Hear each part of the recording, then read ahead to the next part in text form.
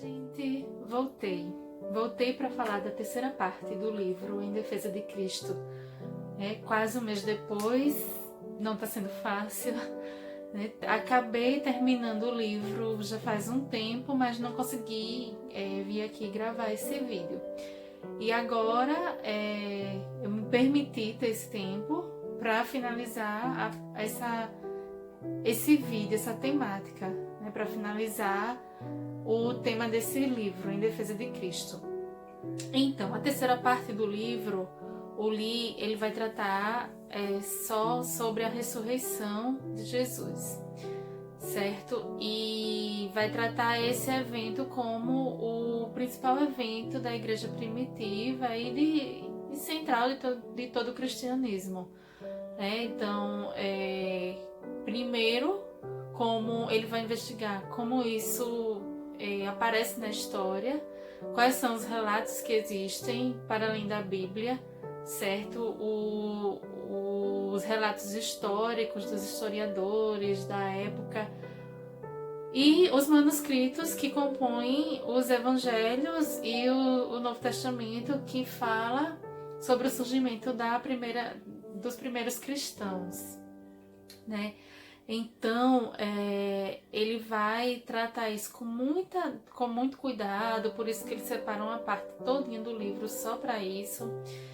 E aí ele vai à procura de médico, o médico ele vai falar sobre como é que foi a crucificação, como é que foi o flagelo que Jesus sofreu, né? A violência, tudo que os soldados romanos fizeram com Jesus e que faziam, né, para quem sofria a punição da crucificação, que só eram criminosos, assim, os top dos criminosos, né? Então, raramente uma pessoa era crucificada, mas quando chegava nesse extremo era porque tinha cometido um crime muito bárbaro.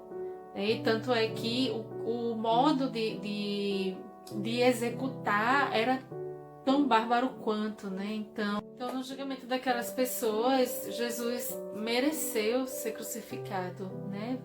Vê só que tipo de crime Jesus pode ter cometido para chegar a esse extremo. Então, o médico que lhe entrevista, ele garante que Jesus ele não poderia ter sobrevivido àquele tipo de violência, né? Que é uma das alegações das pessoas que não acreditam na ressurreição de Jesus, que elas dizem que ele na verdade não morreu, né? Que ele foi crucificado, mas que ele sobreviveu. E o médico ele garante que não tem como uma pessoa sobreviver àquele tipo de violência. Aí, certo, Jesus morreu. Então ele foi enterrado, né? Ele foi colocado num túmulo.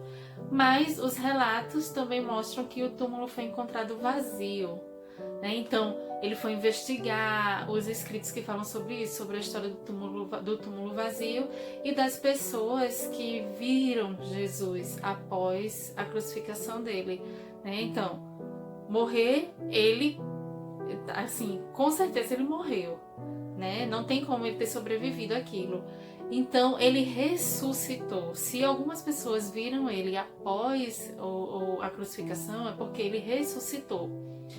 E daí começa toda uma crença religiosa em torno de Jesus ser o Messias a partir desse momento da ressurreição e das pessoas que viram ele, né? Então tem relatos na Bíblia das pessoas que viram ele, aí o Lee ele vai em busca das provas circunstanciais, né? Dos discípulos que atestaram ter visto Jesus, de uma descrição que tem no livro dos Atos, em que várias outras pessoas viram Jesus, assim, uma assembleia de pessoas, se eu não me engano, cerca de 500 pessoas viram uma aparição de Jesus. Aí tem a conversão dos céticos, né, que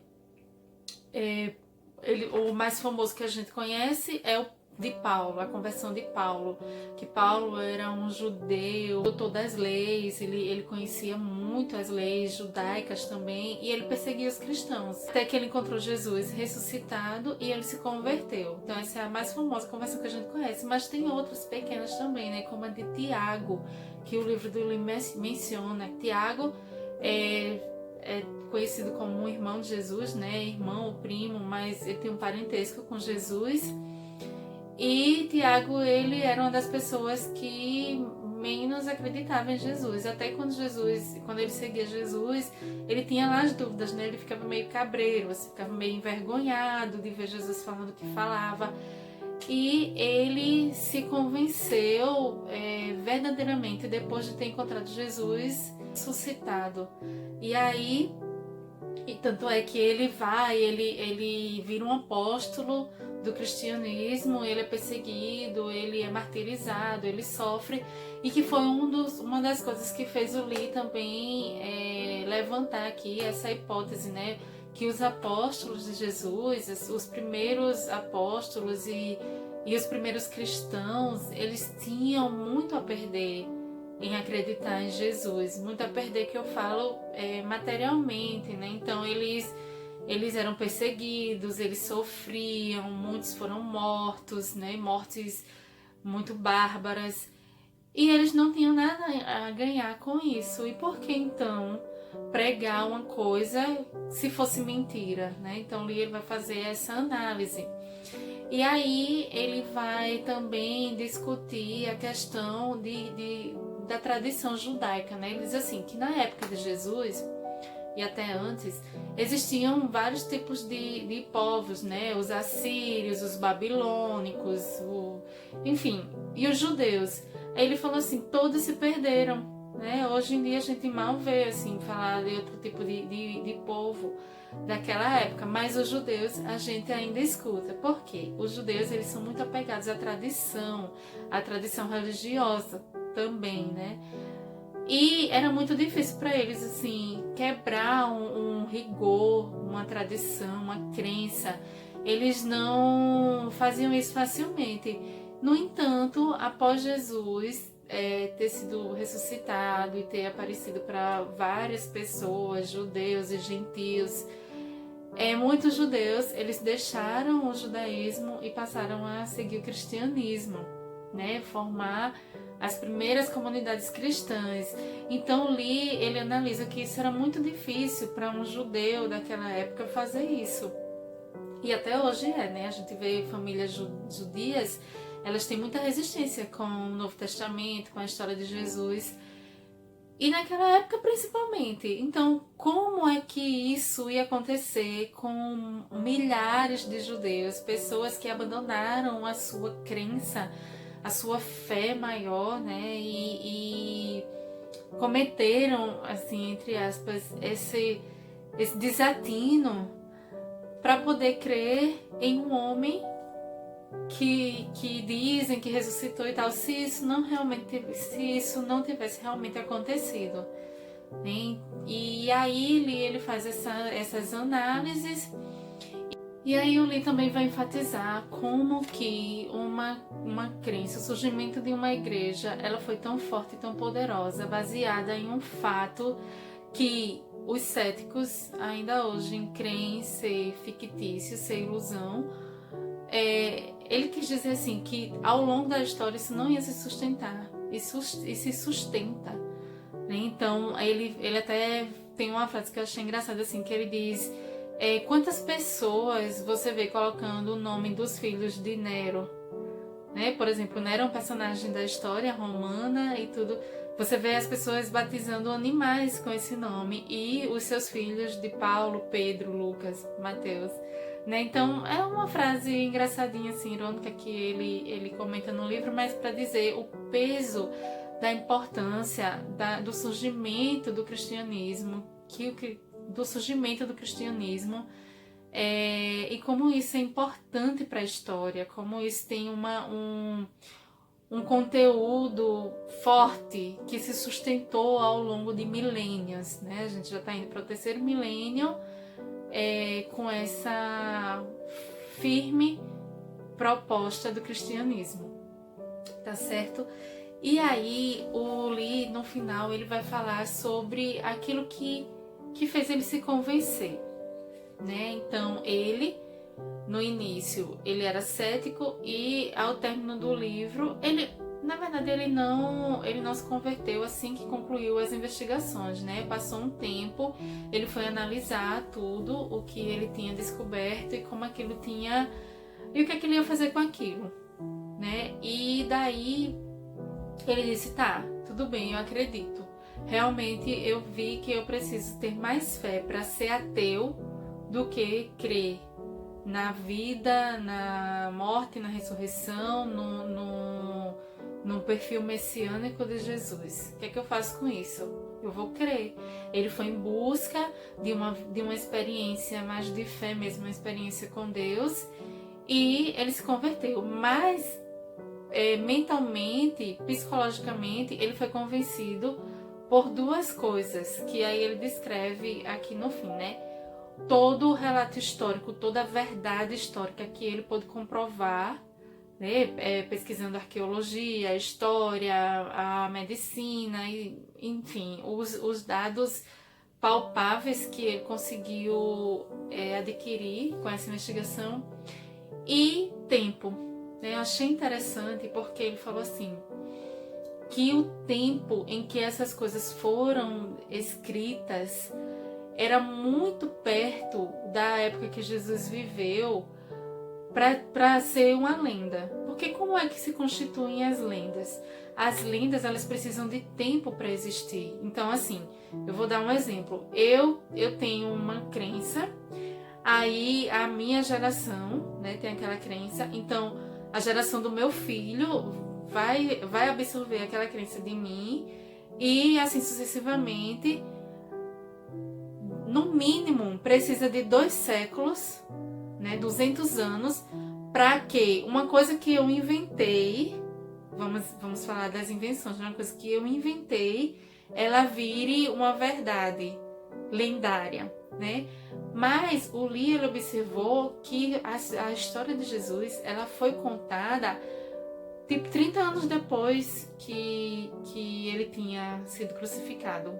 Então existiam testemunhas oculares daquela história, pessoas que poderiam contestar, inclusive judeus, que é a maior verdade que eles poderiam contestar era essa, né? E não foi contestado. Né? Os judeus, eles não contestam que o túmulo estava vazio, realmente o túmulo estava vazio.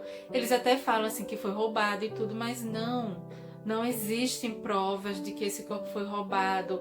Existiam soldados lá fiscalizando, aí fala assim, soldados romanos, soldados judeus, aí tem uma discussão ainda sobre isso, sobre que tipo de soldado estava lá, mas enfim, não existiu contestação viável para que essa história ela não fosse contada. E ela foi contada com poucos anos, né?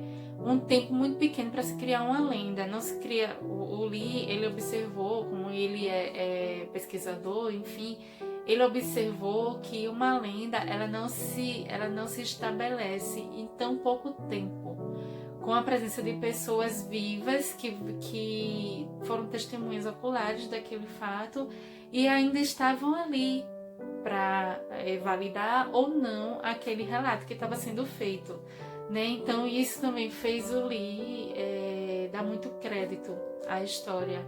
Então é um livro fascinante, é um livro que eu acho que o objetivo dele não é converter pessoas, mas acaba tocando para quem se permite, né? Quem tem o interesse de ler sobre Jesus, que tem as suas dúvidas, eu acho que é um bom livro.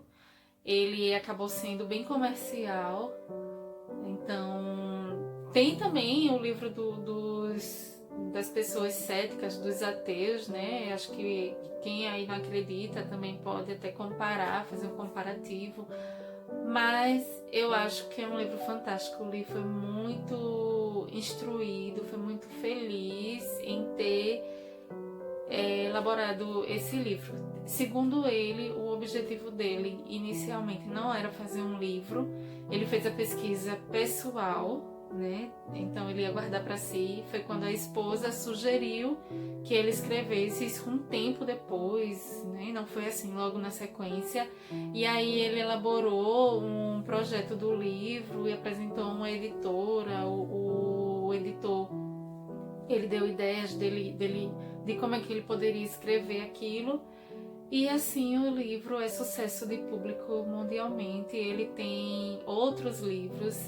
Então o Lee, ele escreveu outros livros na sequência desse, em defesa da graça, em defesa da Bíblia, outros em defesa. Tem até uns que não foram traduzidos para o português, mas acho que vale a pena ler. Não é uma leitura pesada, não é uma leitura difícil, pelo contrário, é bem envolvente. Tá bom? Então deixa aí a dica. Espero que vocês gostem. Também se não gostar, não tem o que fazer, né? Isso eu acho que é tão pessoal de cada um. Pra mim foi muito importante. Então eu gostei muito. Tanto é que eu fiz 2 vídeos sobre isso. E espero que gostem. Até mais.